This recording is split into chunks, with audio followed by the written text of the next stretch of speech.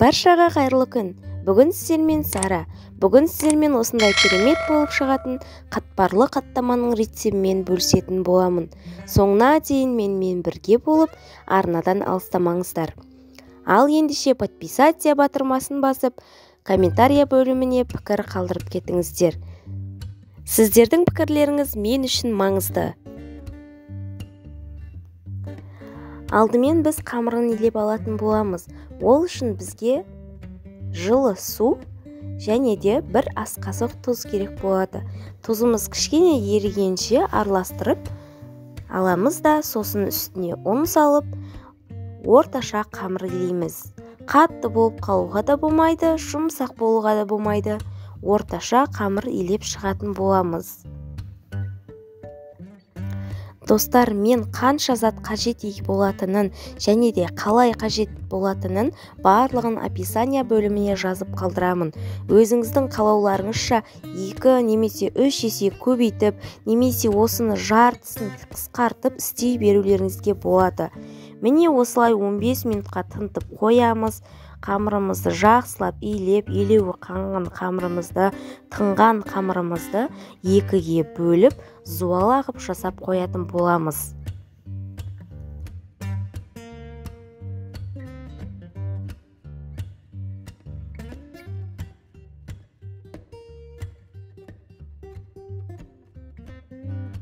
Міне енді азғантай ұн шашып отырып, қамырымызды жаятын боламыз. Өте қатты жұқа қылып жаюдың қажеті жоқ. Шамамен ет асқанда қолданатын қамырдан сәл ғана қалыңдау болса болады. Мен қазір көрсетіп кетемін.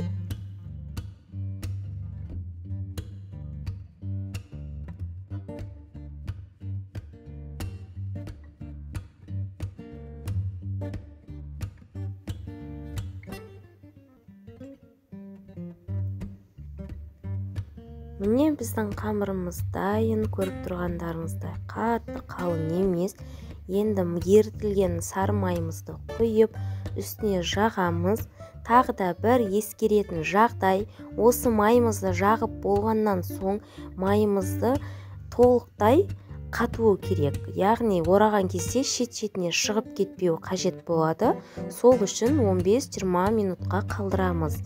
Ал осылай майы қатқаннан кейін өзімізге қалай ыңғайлы, яғни үлкен қыласыз ба, кіші қыласыз ба, өз қалауыңыз, солай бірнеше бөліктерге бөліп алып, дәл видеодағыдай көрсетілгендей етіп орап шығамыз.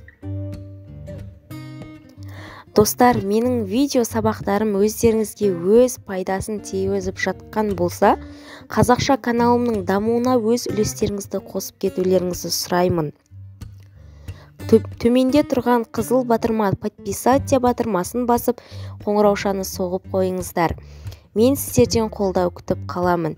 Міне видеода көрсетілгендей екінші қамырымызды да дәл осылай жайып, майын жағып аламыз. Мен майын жағып болған соң қатырмастан осылай екіге бөліп алдым да, үстіне екі түрлі пияз септім. Біреуінде көк пияз, екіншісінде кәдімгі тамаққа қолданатын жуа. Ал осылай пияздарымызды сәуіп болғаннан соң өздеріңіздің қалауларыңызша үлкендікте бөліп, қайта бірінші видеода көрсетілгендей етіп орап шығатын боламыз. Міне осылай барлығын біртіндеп орап шығып болғаннан соң ғана 5-10 минутқа тындырамыз.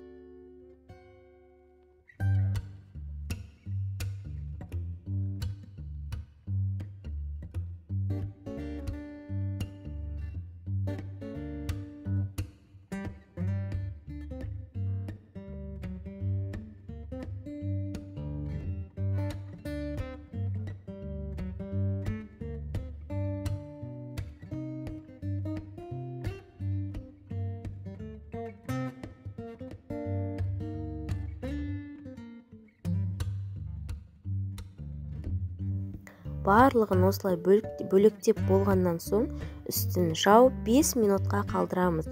Міне 5 минут уақыт өтті. Енді жая беруімізге болады. Енді оқтаудың көмегімен бірінші пияз салынған, тамаққа қосатын пияз салынған қамырды жаямыз. Кішкене пияздары шығады, оған мән бермеңіздер. Дәл осылай барлық қамырларды жайып шығатын боламыз.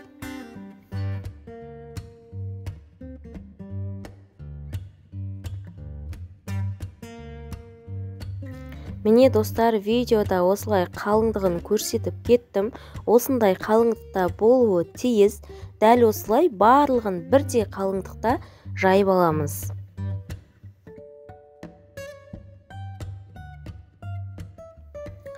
Енді жайып болған соң пісіруге кірісеміз.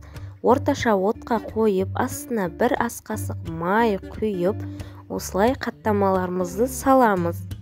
Міне қаттамаларымыз осылай пісіп шығады. Соң екінші бетіне аударып, пісіріп алатын боламыз. Яғни барлығын дәл осылай пісіріп аламыз.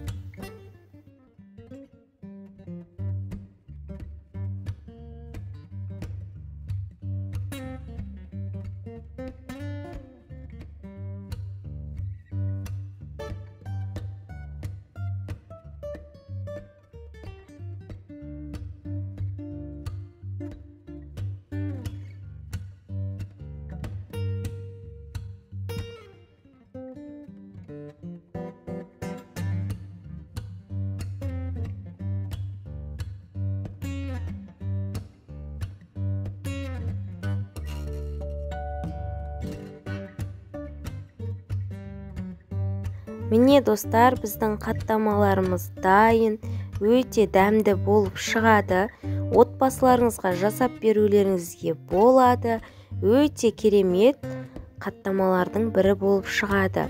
Достар, маған қолдау көрсетіп отырыңыздар. Сіздің қолдауларыңыз мен үшін маңызды. Сау болыңыздар.